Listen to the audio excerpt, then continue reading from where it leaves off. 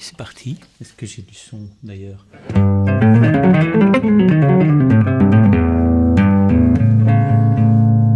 Yep. Aujourd'hui, je voudrais vous parler de... Souvent, vous tournez en rond sur vos pentas, tout ça, vous me dites, ouais, voilà, j'ai compris comment marchent les pentas, mais je m'ennuie dessus déjà. Si vous avez compris comment ça marche, il y a peu de chances que vous ennuyiez dessus, parce qu'il y a beaucoup de choses à faire avec ça.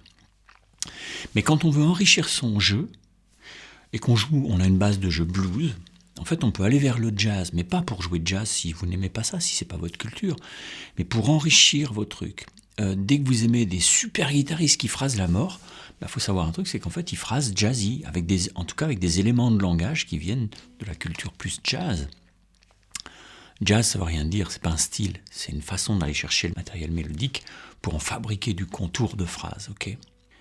Donc ce que je vous propose aujourd'hui, c'est qu'on commence à repérer un peu par rapport à vos pentas, on va se mettre en la à la con, la blues, ok ? Et par rapport à ça, on va pouvoir commencer à bosser un petit peu avec des petites triades pour voir comment ça peut prendre place à l'intérieur de votre penta ou autour de votre penta, c'est-à-dire facile à repérer.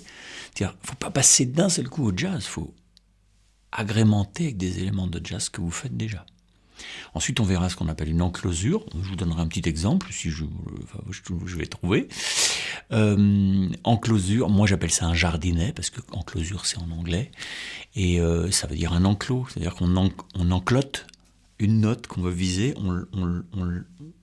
on lui fabrique un nuage chromatique autour d'elle. Et ce truc-là, qui est une espèce d'espace clos sur lui-même, on appelle ça un enclos, une enclosure, un jardinet.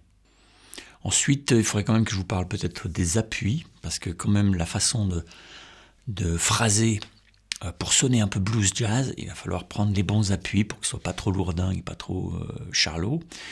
Et puis après, on fera peut-être des permutations d'arpèges. Et pourquoi pas ? Bon, j'espère que je vais me souvenir de tout ça. On va commencer par... imaginons qu'on soit là. Ok, je le mets pas trop fort. Ça, c'est un La7. Tu peux jouer en penta mineur sur un La7, parce que ça veut dire que tu joues blues. Là, dans ce que je vous ai mis en bas, il y a ça. La7, comme sur un blues en La. Mais souvent, sur un La7, on va jouer une mineure tierce, une tierce mineure.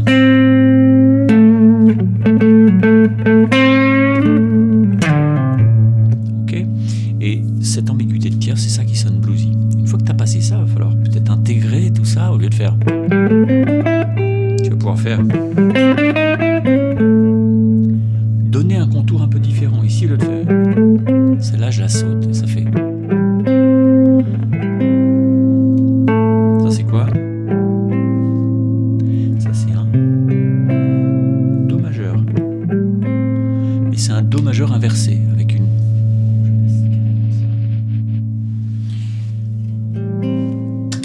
Je le remettrai. Ça, c'est un Do majeur. C'est un Do majeur, mais sauf que je commence pas depuis la fondamentale de l'accord, mais depuis sa tierce. Ce qu'on appelle un renversement, une inversion. Okay ? Ici, je passe sur la carte pour aller chercher la quinte diminuée, dièse 11, comme tu veux, quinte, et ensuite tierce mineure, tierce majeure. Parce qu'on a vu que tierce mineure, tierce majeure, c'est ça justement qui provoquait un peu la couleur blues. Ping, tu vois, si tu fais.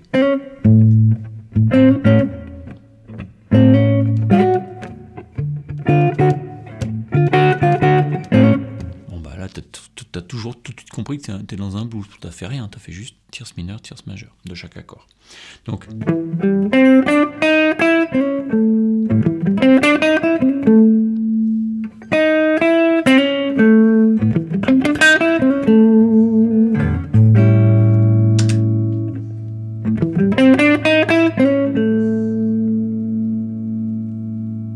Ok. Ensuite, pour ces histoires d'enclosure, donc là, c'est juste, on a fait une approche de la quinte par la quinte diminuée, ou la dièse 11. Ok, on a fait tierce mineure, tierce majeure, et on a fait juste une triade. C'est-à-dire qu'au lieu de jouer, sonner penta, on a intégré dans cette penta une triade. Triade de Do majeur, elle est dedans. Ok, donc on fait des choix, on joue pas tout, donc on joue plus simple. Ok. En closure, ça veut dire en jardinet, on va faire. Enfin, peut-être on peut commencer comme ça. Et tu vois que pour sonner jazzy, t'es pas obligé d'avoir un son jazzy à pépé. Tu peux. Moi, j'adore le son jazzy à pépé, Tal Farlow, etc. J'adore. Mais quand tu connais pas le jazz, tu peux vite trouver ça tristoun parce que c'est toujours à peu près le même son, un peu étouffé, un peu smart, un peu smooth. Et donc, il faut apprendre à l'aimer, ce son-là. Mais tu peux très bien jouer du jazz avec un son saturé. Ça fera une espèce de fusion. On s'en fout, c'est pas grave. Prends le son que tu aimes, hein, d'accord ? Bah, très bien, ça. Ok, d'accord. Là, je fais. Je pars de là. Et je vais arriver là. Mais sauf que au lieu de faire. Tonton, il fait pas ça. Je vais faire. Cette note-là, c'est celle qui est là. Qui est juste dessous. Donc, je fais. J'ai englobé cette note-là à partir de l'endroit où je pars, dans un nuage chromatique, mais je le mets dans un certain sens. On étudie tout ça, les triades, les arpèges, les enclosures, donc les jardinets, les approches chromatiques et tout un tas de techniques simples dans une formation que j'ai fabriquée. Je vous en parle parce que c'est bête, hein. Souvent les gens me disent « Ouais, pourquoi tu ne fais pas la suite de la formation blues ?» Mais la suite de la formation blues, c'est la formation phrasé, blues jazz, dièse 1. C'est là qu'on commence à bosser avec des modes, qu'on a les triades et les tétrades qu'on va pouvoir utiliser sur ces modes et qu'on va pouvoir fabriquer de la couleur avec tout plein de techniques qui sont simplistes, mais ça sonne d'enfer tout de suite. Donc, moi, à ça, je préfère aller chercher la 6 d'ici. Ça, c'est un peu cucu, parce que celle-là, elle revient sur une des notes de la pinta. Il faut que tu le repères par rapport à ça, toi.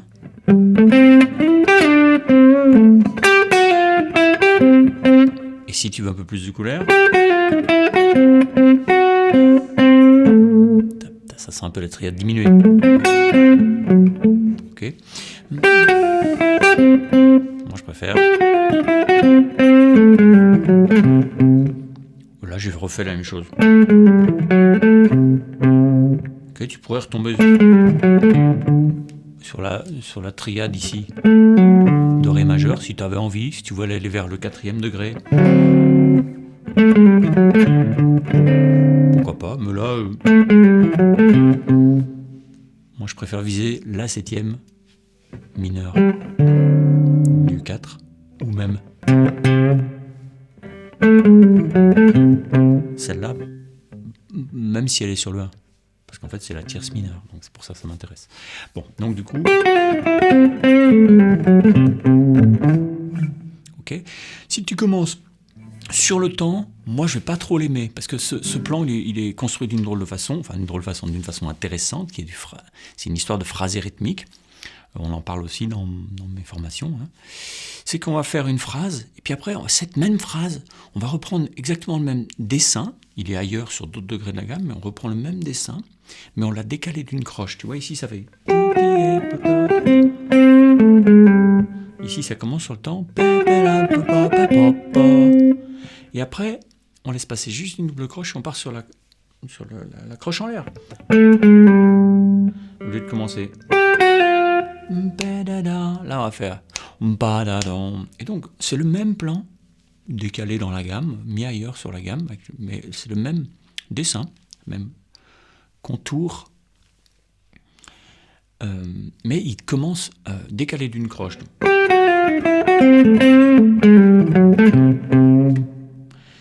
Et quand on commence sur le temps,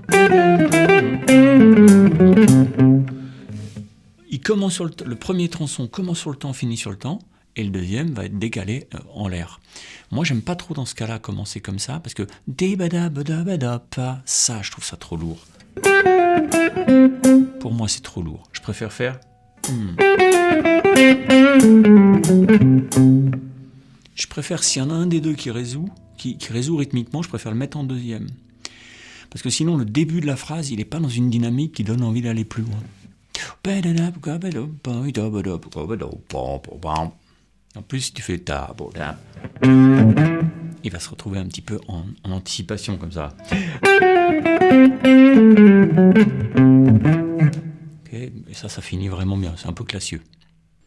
Ensuite, on va pouvoir utiliser des arpèges de triade, c'est comme ça que ça s'appelle, ou des arpèges de tétrade, si tu fais.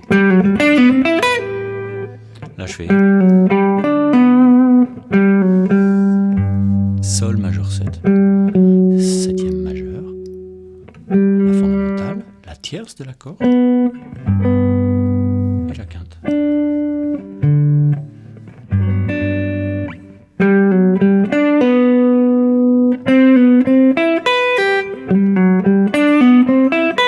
Et ça c'est un Do majeur 7. Do.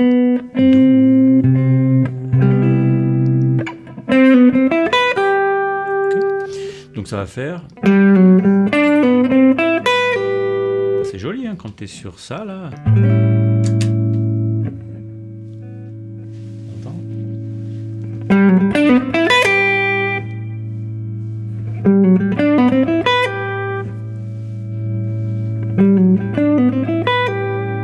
Mais tu pourrais très bien faire... Et là, au lieu de revenir avec sur le même arpège, tu reviens sur un autre arpège. Donc tu viens de faire... Ça, c'est un Do majeur 7, comme on vient de le voir. Mais tu peux revenir sur un Sol majeur, par exemple.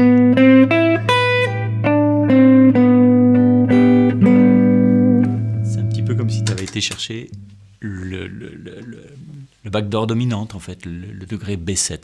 Bon, ça, c'est encore autre chose. Il faut faire la formation harmonie. Bon, évidemment, je fais un peu de pub pour mes formations, mais c'est parce que dedans, il y a plein de bonnes choses. Hein. Enfin, après, vous n'êtes pas obligé, puis, mais vous plaignez pas, si vous pigez pas ce truc. Donc voilà, je vous ai fait un PDF avec ces plans. Enfin, je vais vous faire un PDF avec ces plans. Je vais relever la vidéo et vous faire le PDF. Les Guitar Pro sont dans le Premium, sur le site.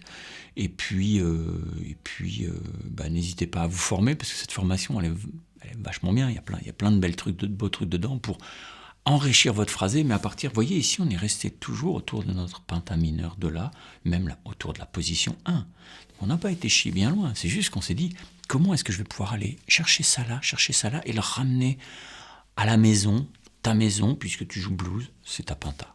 Et donc c'est comme ça qu'il faut faire au début. Il ne faut pas passer direct dans le jazz le plus total. Il faut aller chercher des éléments de jazz pour augmenter ton jeu petit à petit. Faire une réalité augmentée de ton jeu, mais à l'ancienne, avec de l'huile de coude, pas de l'IA. Bisous, bye bye, ciao.